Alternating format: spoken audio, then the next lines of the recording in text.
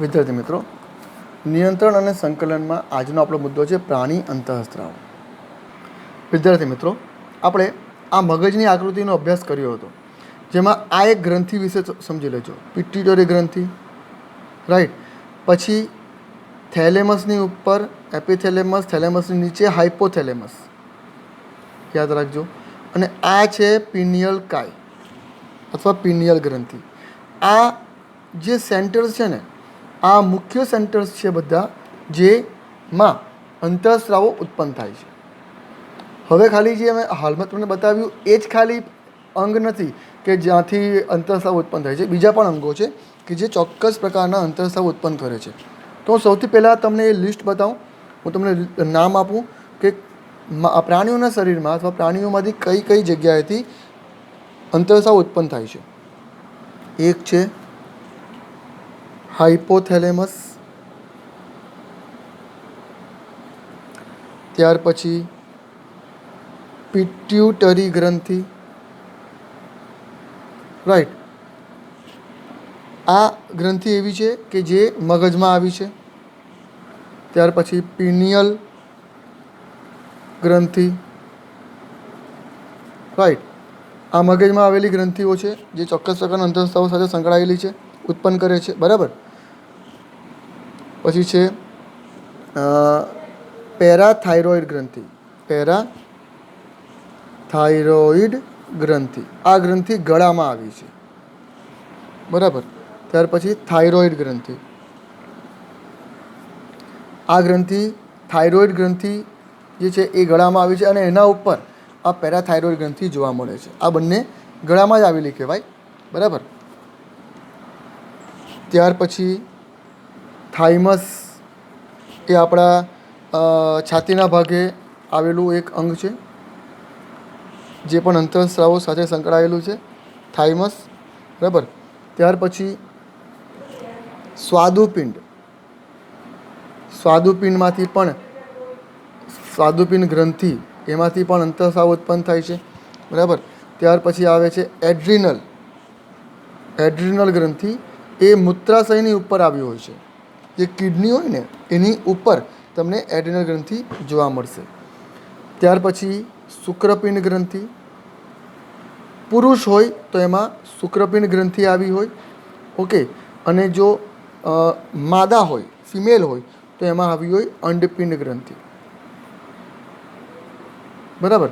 આ કેટલીક ગ્રંથિઓના નામ છે જે ચોક્કસ પ્રકારના અંતઃસ્રાવો ઉત્પન્ન કરે છે. હવે આ જે અંતઃસ્રાવી જે ગ્રંથિઓ છે એ કયા કયા અંતઃસ્રાવ ઉત્પન્ન કરે છે, આમ તો તમારે ડિટેલમાં જાણવાની જરૂર નથી, પણ હું તમને કેટલાક મહત્ત્વના જે મુદ્દાઓ છે એના ઉપર જ ફક્ત તમને હું ફોકસ કરાવડાવીશ, કારણ કે એ તમારે જાણવું ખૂબ જરૂરી છે. જુઓ, જેમ કે આ હાઇપોથેલેમસ જે છે, એ હાઇપોથેલેમસ બે પ્રકારના અંતઃસ્રાવ ઉત્પન્ન કરે છે, બરાબર. હું અંગ્રેજીમાં જ તમને બતાવીશ. RH એટલે કે રિલીઝિંગ હોર્મોન, અને બીજું આવે છે IH એટલે કે ઇન્હિબિટર હોર્મોન. RH રિલીઝિંગ, રિલીઝ કરે. કોને રિલીઝ કરે? તો આ એક હોર્મોનનું નામ છે રિલીઝિંગ હોર્મોન, જે સીધો જશે પિટ્યુટરી ગ્રંથિમાં અને પિટ્યુટરી ગ્રંથિને ઉત્તેજિત કરશે. આ રિલીઝિંગ હોર્મોન જે છે એ પિટ્યુટરી ગ્રંથિને ઉત્તેજિત કરશે અને જેનાથી પિટ્યુટરી ગ્રંથિ અલગ અલગ અંતઃસ્રાવ ઉત્પન્ન કરશે. ખ્યાલ આવે છે?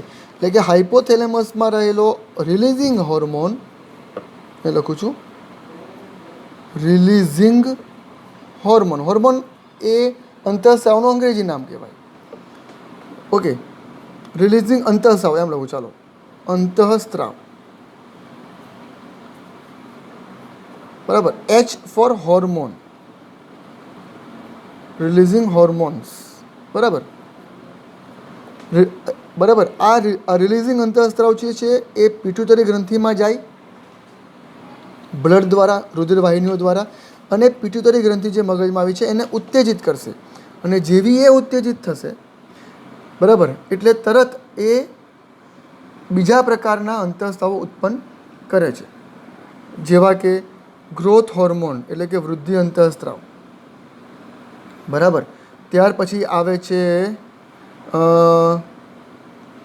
ઓક્સિટોસિન. ઓક્સિટોસિન, આ બધા અંતરસ્ત્રાવનું નામ લખું છું. ઓક્સિટોસિન, બરાબર. બીજું એક આવે છે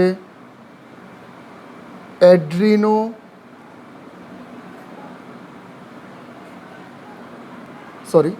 એડ્રીનો નહીં, ADH, એન્ટી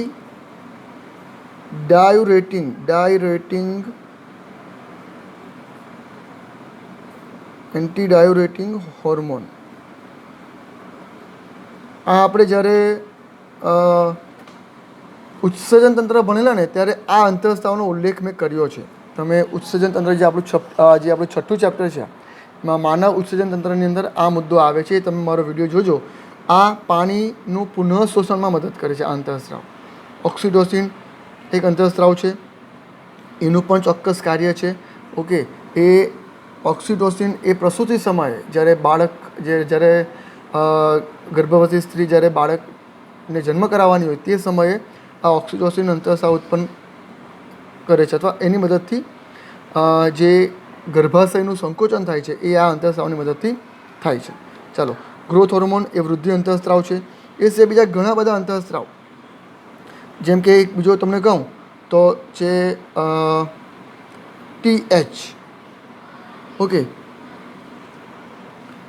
TH નહીં, TSH, થાઇરોઇડ સ્ટિમ્યુલેટિંગ હોર્મોન. હવે આ જે TSH છે ને, હું લખું છું, જુઓ, થાઇરોઇડ સ્ટિમ્યુલેટિંગ હોર્મોન. આ બધું તમારે ટેક્સ્ટ બુકમાં બહુ ડિટેલમાં નથી આપ્યું, પણ મારે જરૂરી મુદ્દાઓ મારે કહેવા પડે એ માટે TSH, આ પણ પિટ્યુટરી ગ્રંથિમાંથી ઉત્પન્ન થાય. આ TSH જે છે એ થાઇરોઇડ સ્ટિમ્યુલેટિંગ હોર્મોન, એટલે કે આ જે થાઇરોઇડ ગ્રંથિ છે એને ઉત્તેજિત કરે. સ્ટિમ્યુલેટ કરવું એટલે ઉત્તેજિત કરવું, એને ઉત્તેજિત કરે. થાઇરોઇડ ગ્રંથિને ઉત્તેજિત કરે. કોને ઉત્તેજિત કરે? તો કે થાઇરોઇડ ગ્રંથિને.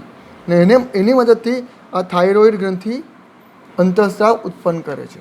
ઓકે, જેનું નામ છે થાઇરોક્સિન.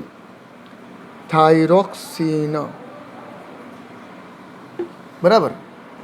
આ થાઇરોક્સિન જે અંતઃસ્રાવ છે એની મદદથી, થાઇરોઇડ જે ગ્રંથિ છે એની મદદથી આપણા શરીરમાં રોગ પ્રતિકારક તંત્ર માટે જરૂરી કોષો છે એનું નિર્માણ થાય છે. આમ તો આ ઘણા બધા અંતઃસ્રાવોનું કાર્ય ચોક્કસ રીતે વર્ણવેલું છે, પણ આપણે જે 10મા ધોરણમાં જેટલા અંતઃસ્રાવોની જરૂર છે એના વિશે હું તમને માહિતી આપીશ. આ જે થાઇમસ છે, ઓકે, એ થાઇમસ પણ ખાસ પ્રકારનો અંતઃસ્રાવ ઉત્પન્ન કરે છે જેને થાઇમોસિન કહેવાય.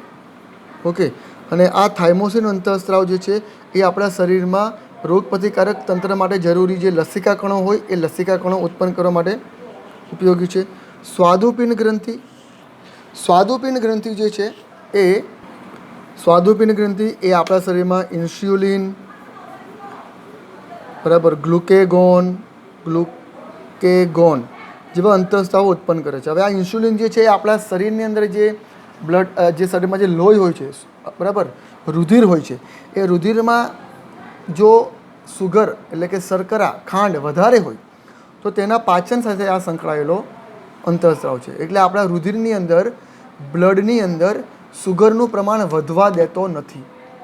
ઓકે, જો જે વ્યક્તિને ડાયાબિટીસ થયો હોય ને એ વ્યક્તિમાં ઇન્સ્યુલિનનું પ્રમાણ ઓછું હશે, રાઈટ. તો ઇન્સ્યુલિન એ આપણા શરીરમાં, આપણા રુધિરની અંદર બ્લડ સુગર લેવલ એટલે કે બ્લડની અંદર જે સુગરનું પ્રમાણ છે એને જાળવવાનું કામ કરે. બરાબર. ચાલો, ત્યાર પછી આવે છે એડ્રિનલ ગ્રંથિ. એડ્રિનલ ગ્રંથિ એ આપણા શરીરમાં ખૂબ જ મહત્ત્વની ગ્રંથિ છે. આ ગ્રંથિને માંથી જે અંતઃસ્રાવ ઉત્પન્ન થાય એના બે નામ છે. એક છે એડ્રિનાલિન અને બીજું છે નોર એડ્રિનાલિન. આ અંતઃસ્રાવ જે છે એ લડો યા ભાગોની સ્થિતિમાં કામ કરે. લડો યા ભાગો એટલે કે ઇમરજન્સીમાં કામ કરે. લડો યા ભાગો એટલે શું? તો આપણે એક ઉદાહરણ દ્વારા સમજીએ આ અંતઃસ્રાવ વિશે. ધારો કે એક ખિસકોલી છે, ખિસકોલી કે બીજા કોઈ પણ પ્રાણી પકડી લો, ઇવન તમે મનુષ્યને પકડો તો પણ વાંધો નહીં. ચાલો આપણે ખિસકોલી દ્વારા સમજીએ.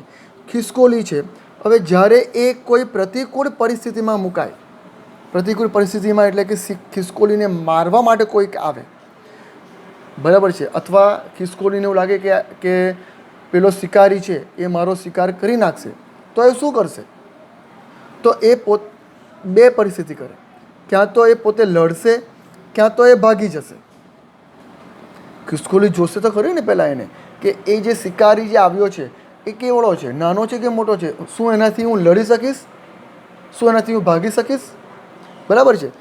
તો જ્યારે કોઈ પ્રતિકૂળ પરિસ્થિતિ આવે કોઈ પણ પ્રાણીની સામે, અને જો એ પ્રતિકૂળ પરિસ્થિતિ સામે એની પાસે ઓપ્શન બે હશે, ક્યાં તો એ પરિસ્થિતિથી એ ભાગી જાય, ક્યાં તો એની સાથે એ લડે. તો લડવા અથવા ભાગવાની પરિસ્થિતિમાં જે તે પ્રાણીના શરીરમાં અંતઃસ્ત્રાવ ઉત્પન્ન થાય છે. હવે આ અંતઃસ્ત્રાવ એટલે શું? અંતઃસ્ત્રાવ એ ખાસ પ્રકારના રસાયણ છે, કેમિકલ છે, જે ખાસ પ્રકારની ગ્રંથિઓ, એક કોથળી જેવી રચના કોષોમાંથી ઉત્પન્ન થાય છે, બરાબર છે. તો આ જે શરીરને લડવા અને ભાગી જવા માટેની પરિસ્થિતિ, બે પરિસ્થિતિ છે એની પાસે, ખિસકોલી પાસે. ત્યારે શું થશે? તો ભાગવા માટે અથવા લડવા માટે એના શરીરના અંગોમાં રહેલી પેશીઓ કામ કરે.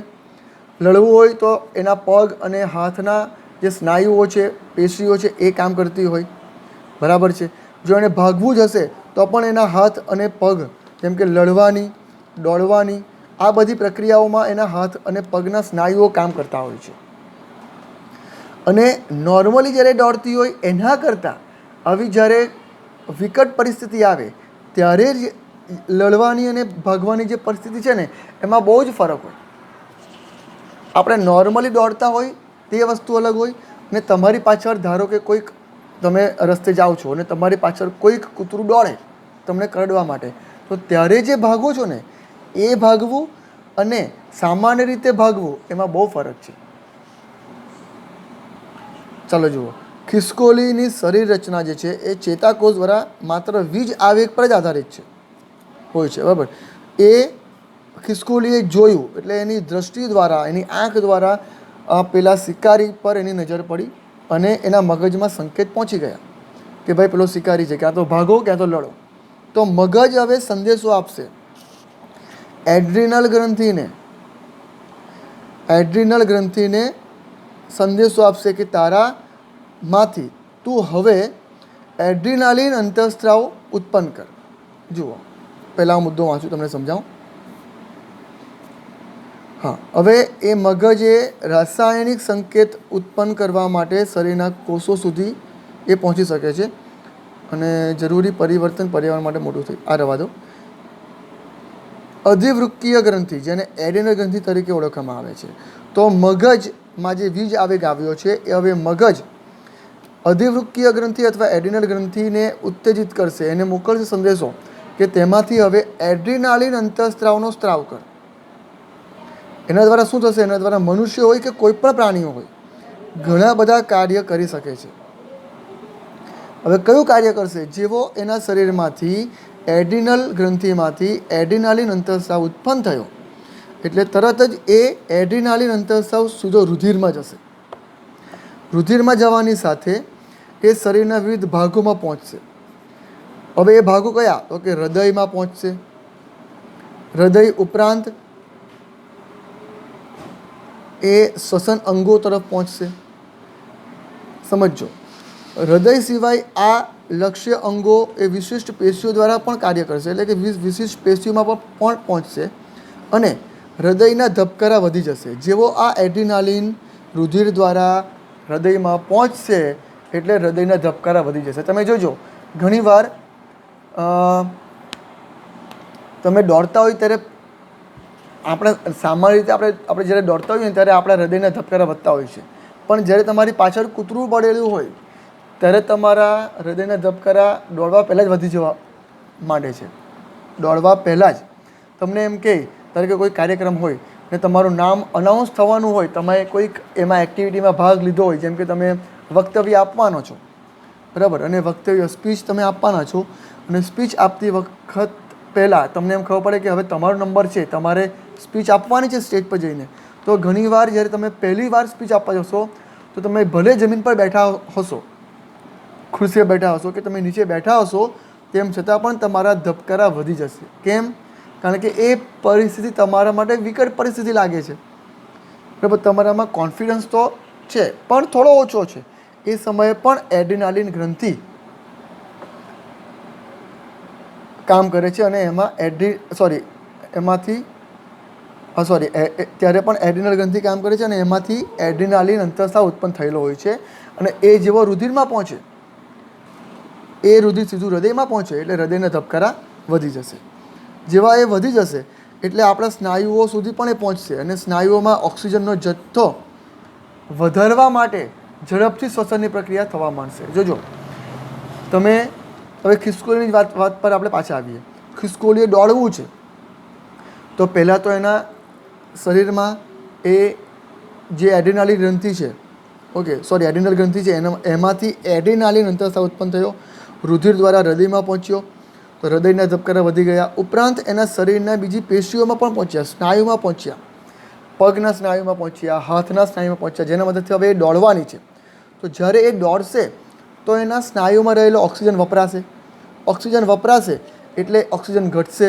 ઓક્સિજન ઘટશે એટલે ઓક્સિજનની માંગ વધશે ને જેવી ઓક્સિજનની માંગ વધશે એટલે ઝડપથી શ્વસન લેવું પડશે, ઝડપથી શ્વસનની પ્રક્રિયા કરવી પડશે. આ બધી પ્રક્રિયાઓ સાથે થાય છે, યાદ રાખજો. હૃદયના ધબકારા વધવા અને ઝડપથી શ્વસન થવું. ઝડપથી શ્વાસ લેશે તો જ એના કોષો સુધી ઝડપથી ઓક્સિજન પહોંચશે. તો એના કોષોમાં ઓક્સિજન ઝડપથી પહોંચશે તો એના કોષો ઝડપથી કામ કરશે, ઝડપથી એમાં શક્તિ ઉત્પન્ન થશે. બરાબર છે. હવે જ્યારે આ ક્રિયા થતી હશે ને તે સમયે પાચન તંત્ર અને ચામડી તરફ રુધિર ઓછો જશે. કારણ કે તે સમયે પાચનની પ્રક્રિયાને એટલું બધું મહત્ત્વ નથી અપાતું. બરાબર. કોને મહત્ત્વ અપાય છે? તો કે મારે ભાગવાનું છે, તો ભાગવાનું હોય ત્યારે પાચન ક્રિયા બંધ પડી જાય. બરાબર છે. ભલે ખોરાક હોય કે ન હોય, પાચનની પ્રક્રિયા થશે જ નહીં. બરાબર. અને ચામડી સુધી પણ ઓક્સિજન ઓછો પહોંચશે, ચામડી સુધી પણ રુધિર ઓછો પહોંચશે. ઓક્સિજન ક્યાં વધારે પહોંચશે? તો કે હૃદય બાજુ અને હાથ પગના સ્નાયુઓ બાજુ, કે જેની હમણાં જરૂર છે ભાગવા માટે. એટલે તમારા પગના હાથના સ્નાયુઓ મજબૂત રહે, એમાં શક્તિ મળી રહે એ માટે ઓક્સિજન એટલે કે શ્વસન પ્રક્રિયા ઝડપથી થશે. ઉપરાંત હૃદયના ધબકારા પણ એટલા ઝડપથી થશે. બરાબર છે.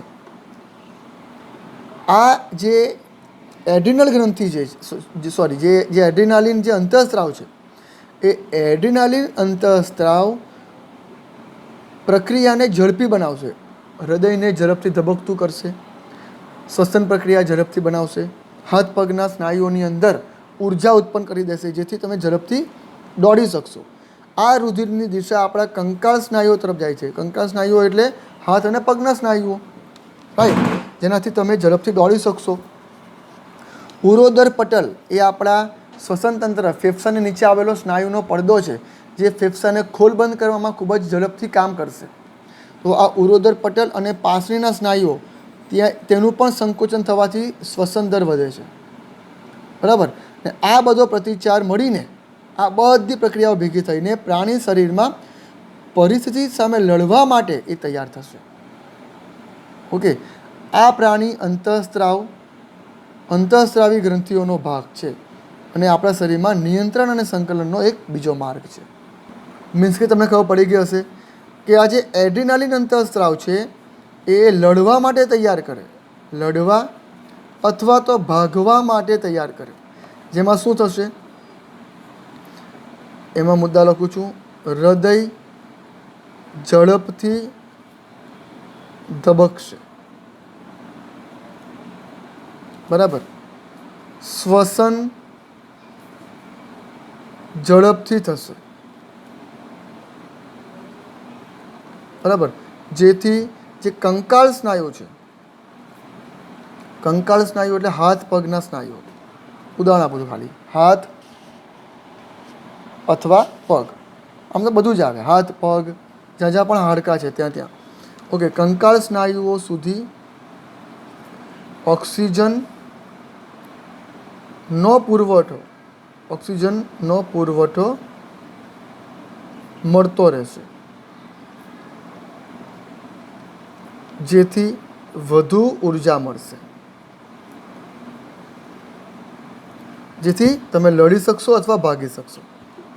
બરાબર છે. તો હવે નોર એડ્રેનાલિન છે એ શું કરે છે? તો ધારો કે શિકારથી તમે ભાગી ગયા, ખિસકોલી શિકારથી બચીને ખૂબ જોરમાં દોડી અને એ બચી ગઈ. બરાબર, ભાગીને બચી ગઈ. બરાબર. હવે શું? તો હવે શું એના હૃદયના ધબકારા એટલા ઝડપથી વધવા દેવા જોઈએ કે શ્વસન દર એટલો ઝડપથી કન્ટિન્યુ ચાલુ રહેવો જોઈએ? તો કે ના, આ ધીરે કરતાં પાછા બેક ટુ નોર્મલ થઈ જશે. તો એને બેક ટુ નોર્મલ કરવાનું કામ એ કરે છે નોર એડ્રેનાલિન. એ પણ એડ્રેનલ ગ્રંથિમાંથી જ ઉત્પન્ન થાય છે. આ અંતઃસ્ત્રાવ જે છે એ આ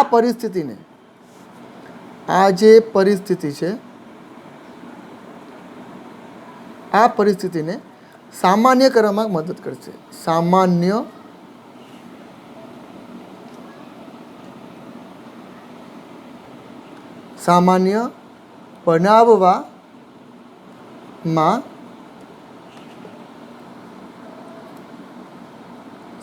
બનાવવામાં મદદ કરશે.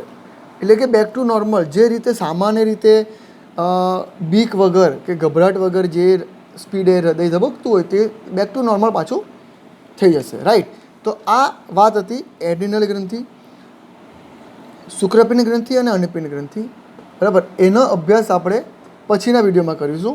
પણ એ પહેલાં હું તમને આ ટેક્સ્ટબુકમાં જે આકૃતિ આપી છે એ તમને જસ્ટ બતાવી દઉં. એમાં તમને આકૃતિ આપી છે. આ પુરુષની આકૃતિ છે, નર, અને આ માદા સ્ત્રીની આકૃતિ છે. એમાં બધું જ સરખું છે. તમે જુઓ, મોટે ભાગે પિનિયલ ગ્રંથિ, હાઇપોથેલેમસ, પિટ્યુટરી ગ્રંથિ, આ મગજમાં આવેલી ગ્રંથિ, આ ગળામાં આવી છે જુઓ પેરાથાઇરોઇડ અને થાઇરોઇડ. થાઇમસ એ છાતીના ભાગમાં આવેલી હોય. સ્વાદુપિંડ ગ્રંથિ, સ્વાદુપિંડ જે હોય એમાં. બરાબર. જો આ સ્વાદુપિંડ છે, અહીંયા ખોટું બતાવ્યું છે, આ સ્વાદુપિંડ. બરાબર. આ જે છે એ છે મૂત્રપિંડ. તો મૂત્રપિંડની ઉપર, મારાથી તમને મૂત્રાશય બોલાઈ ગયેલું, થોડી ભૂલ છે મારી. મૂત્રપિંડની ઉપર આવી છે આ ગ્રંથિ, નાની ટોપી જેવી રચના તમે જોઈ શકો છો. આ છે એડ્રિનલ ગ્રંથિ, જે આપણે હાલમાં ભણી ગયા તે. પુરુષોમાં આવે છે શુક્રપિંડ ગ્રંથિ અને સ્ત્રીમાં આવે છે અંડપિંડ ગ્રંથિ, જેનો અભ્યાસ આપણે પછીના વિડીયોમાં કરીશું. Thank you.